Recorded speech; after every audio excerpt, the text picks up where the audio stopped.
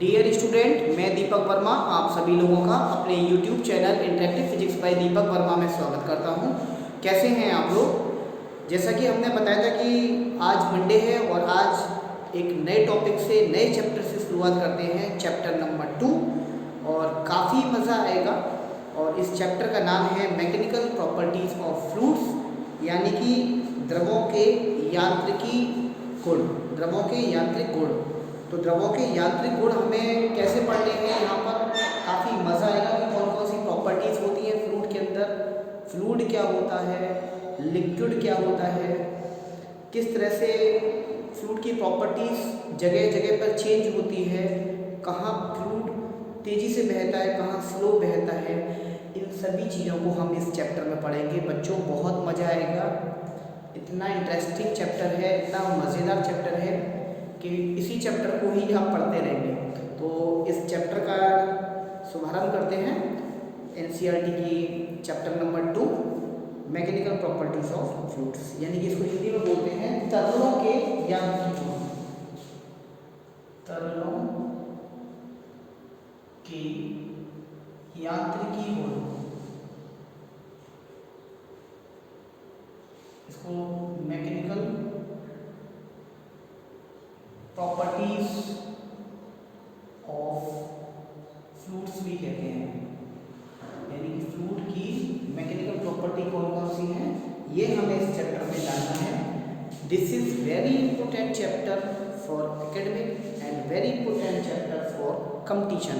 जो बच्चे कंपटीशन की भी तैयारी कर रहे हैं या जिनको आगे करनी है, ये चैप्टर उठा लीजिए, मोस्ट इम्पोर्टेंट। और जो बच्चे एकेडमिक कर रहे हैं वो तो एकेडमिक करेंगे, उनके लिए तो है ही इम्पोर्टेंट ये चीज़।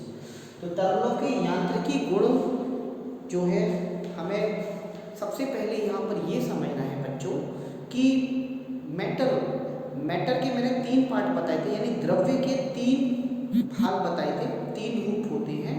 पहला होता है ठोस, जो हम पढ़ चुके हैं पहले चैप्टर में, हमने ठोस के बारे में पढ़ा कि जिसका शेप एंड साइज फिक्स है ना। ये चैप्टर है जो द्रव्यों का सेकंड पार्ट, यानी दूसरा रूप है, उसको बोलते हैं द्रव। यानी मैंने बताया था कि मेटल लो, जिसमें कुछ मास है, सहती है, इसको इंग्लिश में बोलते हैं मेटल। और मेटल को आप 3 पार्ट में डिवाइड कर सकते हो। ये आप क्लास 6, 7, 8, 9 में पढ़ते हुए आए हो। पहला होता है ठोस, जिसको हम इंग्लिश में बोलते हैं सॉलिड। दूसरा होता है द्रव, जिसको हम बोलते हैं सॉलिड लिक्विड। एंड तीसरा होता है गैस, जिसको इंग्लिश में तो गैस ही बोलते हैं। हम ठोस पढ़ चुके हैं, इनका शेप और साइज बिल्कुल फिक्स था, ठीक है। इनका मास, इनकी डेंसिटी बहुत ज़्यादा थी, घनत्व तो बहुत ज़्यादा था जब कोई चीज़ पास में होगी तो। दूसरे नंबर पे जो है वो है द्रव, हमें यही पढ़ना है और इसी पर ही फोकस करना है। द्रव, अब बच्चों द्रव क्या बोलते हैं, हेडिंग लगाइएगा मेरे साथ। द्रव, इनको इंग्लिश में बोलते हैं लिक्विड। क्या बोलते हैं? लिक्विड, ठीक है। द्रव,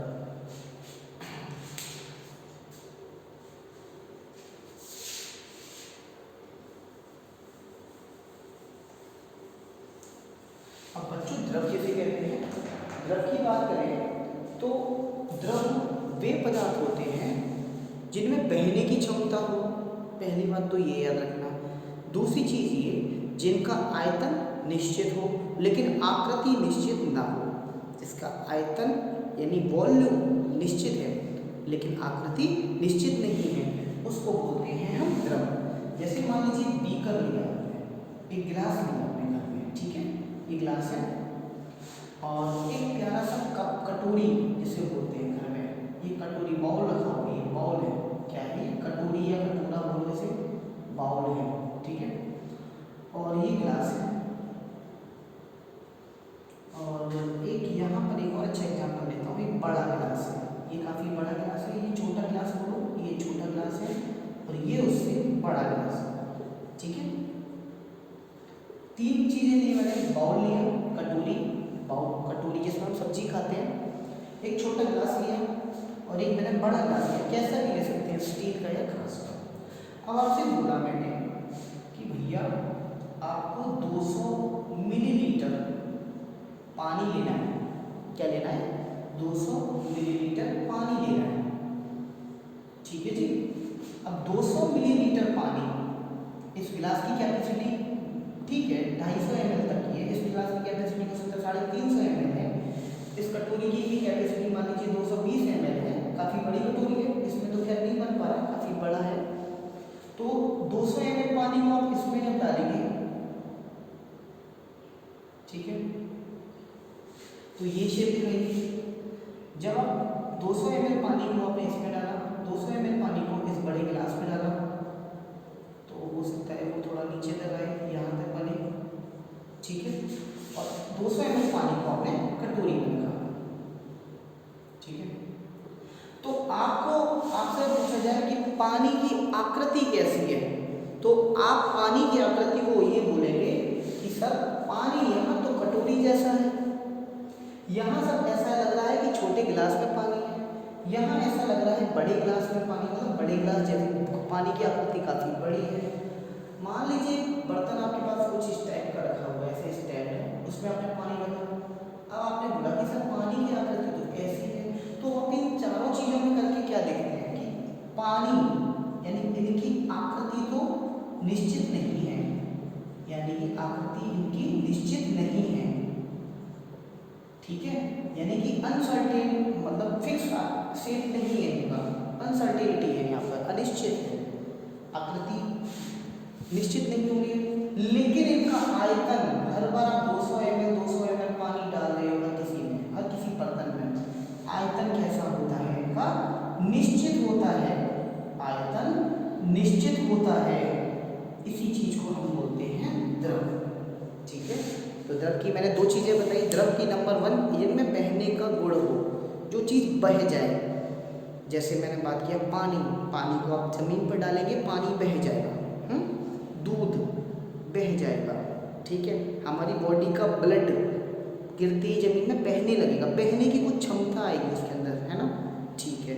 कुछ भी लिक्विड मतलब जो बहने की क्षमता रखता है उसे क्या कहेंगे? हम द्रव कहेंगे। और द्रव के अंदर एक खास बात होती है, उनका आयतन निश्चित होगा लेकिन आकृति अनिश्चित होगी, यानी आकृति द्रवों की निश्चित नहीं होती है। इस चीज को आपको ध्यान में रखना है, ठीक है। आपको लगता होगा कि भाई सिंपल सी बात है, 200 ml पानी लिया, आप दूध है घर में, है ना, कोई बंदा दूध कप में पी रहा है तो ऐसा लग रहा है कि राउंड राउंड राउंड राउंड। कोई हो सकता है किसी बड़े बर्तन में पी रहा है, ठीक है, हो सकता है उसकी शेप कुछ और बनी। कोई हो सकता है पतले गिलास में पी रहा है, ठीक है, उसकी शेप कुछ और बनी। तो जितना अमाउंट पानी तो फिक्स है 200 ml, उसका आयतन तो फिक्स है 200 मिलीलीटर, लेकिन वो जिस बर्तन में बार बार रखा जा रहा है वह उसी बर्तन की आकृति को ले रहा है। यही है हमारा द्रव, और हमें पूरे इस चैप्टर में यही पढ़ना है, ठीक है। द्रव के बारे में हमें बहुत अच्छे से यहाँ पे जानकारी लेनी है, द्रवों की गुणों के बारे में हमें यहाँ पर जानकारी लेनी है। तो ये तो था आपका द्रव। इसके बाद में अगला टॉपिक, द्रवों की पहली प्रॉपर्टी होती है बच्चों दाब। अब ये दाब क्या चीज़ है, ये डायग्राम अगर आप लोगों ने बना लिए हो तो मैं इसे रफ करता हूँ।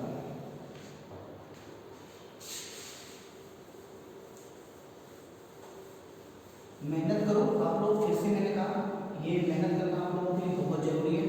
3 टाइप चला जाएगा दाब, और दाब को बच्चों इंग्लिश में बोलते हैं हम प्रेशर। दाब को क्या बोलते हैं? प्रेशर। प्रेशर बोलिए या फिर दाब बोलिए, बात एक ही है। दाब क्या होता है बच्चों?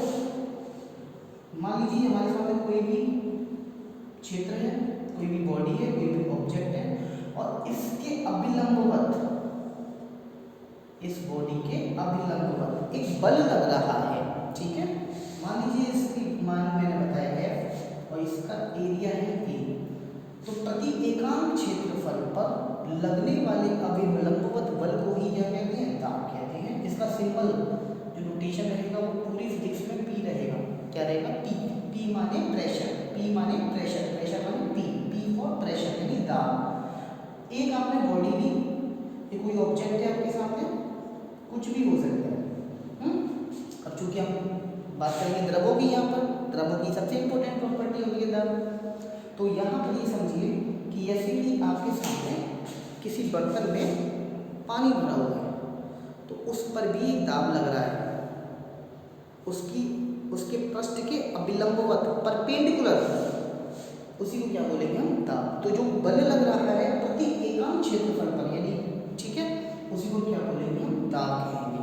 अगर हम इसे मैथमेटिकल रूप में लिखें तो P इज इक्वल टू होता है जो आपका बल लग रहा है, और बल कौन सा लग रहा है? अभिलंबवत, परपेंडिकुलर फोर्स, नॉर्मल फोर्स, क्या बोल सकते हैं इसे? नॉर्मल फोर्स बोलेंगे। नॉर्मली फोर्स लग रहा है अपॉन क्षेत्रफल। तो भैया ये आपके सामने प्रेशर का फॉर्मूला निकल गया है, प्रेशर इज इक्वल टू बल अपॉन क्षेत्रफल।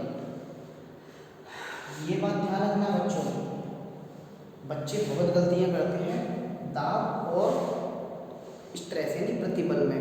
प्रतिबल भी यही होता था, बल बट्टे क्षेत्रफल, और ये भी बल बट्टे क्षेत्रफल है। अंतर दोनों में बहुत है। ये जो बल है बॉडी के अभिलंबवत लग रहा है, नॉर्मली लग रहा है, परपेंडिकुलर लग रहा है, 90 अंश के कोण पे लग रहा है। लेकिन जो स्ट्रेस होती है, स्ट्रेस हमेशा फोर्स के अलोंग ही लगती है, यानी रेजिस्टिंग फोर्स। ठीक है भाई, स्ट्रेस कब पैदा होती है? जब इस वस्तु को खींचते थे तुम या इस वस्तु पे बल लगाते थे, तो इसी फोर्स के अलोंग क्या हो जाता था? रजिस्ट करता हुआ फोर्स। ये रजिस्टिंग फोर्स होता है, इसी को झेल रहा है, इस बल को झेलता हुआ जो फोर्स अंदर से लग रहा है, सफर करता हुआ फोर्स लग रहा है, या रजिस्ट करता हुआ जो बल लगता है उसको बोलते हैं प्रतिबल। तो अक्सर बच्चों से ये कंफ्यूजन हो जाता है कि प्रतिबल और बल एक ही चीज़ है। नहीं, सॉरी, प्रतिबल और दाब एक ही चीज़ है। नहीं, प्रतिबल भी बल बट्टे क्षेत्रफल है, लेकिन ये नॉर्मल फोर्स लगता है, सॉरी ये रजिस्टिंग फोर्स लगता है, जबकि ये दाब नॉर्मली एक्ट करता है किसी चीज़ में। जैसे मैं बोलूँ ये सरफेस है मेरे सामने, डस्टर है, इस डस्टर पे बल लगना, दाब लगने की बात करूँ मैं, तो दाब कैसे लग रहा है? तो दाब इस पे हमेशा और हमेशा इसके इस सरफेस के अभिलंबवत ऐसे ऐसे लग रहा है, ठीक है, 90 अंश के कोण पर। इसको बोलते हैं हम दाब। क्लियर हुआ आपको? अब आप कहेंगे कि सर यहाँ कौन सा दाब लग रहा है, यहाँ कौन सा मैंने बल लगाना है? अबे यहाँ दाब लग रहा है, मेरे पर भी दाब लग रहा है, और आप जिस कमरे में बैठ के पढ़ रहे हैं उस कमरे में आप पर भी एक दाब लग रहा है, जिसको हम बोलते हैं वायुमंडलीय दाब, एटमॉस्फेरिक प्रेशर। तो इस चीज़ पर क्या लग रहा है? यहाँ पर हर पॉइंट पर एटमॉस्फेरिक प्रेशर लग रहा है। उस एटमॉस्फेरिक प्रेशर की वैल्यू कितनी होगी? जितना एटमॉस्फेरिक प्रेशर फोर्स लगा रहा है, मतलब जो फोर्स लग रहा है, और जो इसका एरिया है, क्रॉस सेक्शन एरिया यानी फोर्स अपॉन एरिया, वही है दाब। तो आगे सारी चीज़ें आएंगी इस चैप्टर में, मज़ेदार चीज़ें हैं। वायुमंडलीय दाब क्या होता है, एटमॉस्फेरिक प्रेशर, गेज प्रेशर, सब चीज़ बताएंगे धीरे धीरे करके। पहले आप दाब को समझना है। अच्छा बच्चों, अब इसमें दाब की यूनिट की बात कर लें, तो अगर हम इसकी एसआई यूनिट की बात करेंगे बच्चों, तो एसआई यूनिट इसकी बल की क्या होती है? आपको पता है, न्यूटन। ये एसआई यूनिट बता रहा हूँ मैं, ठीक है, क्योंकि एसआई यूनिट ही हमें पढ़ना है। और क्षेत्रफल की क्या होती है यहाँ पर? मीटर स्क्वायर, मीटर का होल स्क्वायर। भैया न्यूटन अपॉन क्षेत्रफल मीटर स्क्वायर, यानी कि दाब की जो यूनिट निकल के आई है वो न्यूटन प्रति मीटर स्क्वायर। अगर हम इसका विमा की बात करें, विमा इंपॉर्टेंट है, तो विमा बल की विमा बटे क्षेत्रफल की विमा। भाई क्या लिखेंगे आप इसे? बल की विमा अपॉन क्षेत्रफल की विमा, क्षेत्रफल की विमा। अब बल की विमा क्या होती है? द्रव्यमान गुणा त्वरण, यानी m/L/t/2, F is equal to m होता है, और यहाँ क्षेत्रफल कितना हुआ? L square. इसको जब सॉल्व करेंगे तो इसकी विमा निकल के आएगी m/L⁻⁻1 t⁻²। भाई L स्क्वायर ऊपर पहुंचेगा, ये 1 है, 1 - 2 यानी -1 बचा। भाई समझ में आया ये m/L⁻⁻2? m/L⁻2 है, ऊपर क्या हो गया? L⁻2 यानी L⁻2 पहुंचा। ये कितना बना? m, यहाँ L1 है, यहाँ L-2 है, L⁻1 t⁻²। तो ये इसकी विमा निकल के आती है, ये दाब की विमा निकल के आती है, यानी प्रेशर की जो अगर हम बात करें विमा के बारे में, तो ये प्रेशर की विमा निकल के आई है। तो बच्चों ये चीज़ थी दाब के बारे में, और काफ़ी चीज़ें हैं अभी। दाब अपने आप में बहुत बड़ा ब्रॉड टॉपिक है, तो आप धीरे धीरे करके कंसेप्ट बनाते हुए नोट करते हुए चलिएगा। Thank you very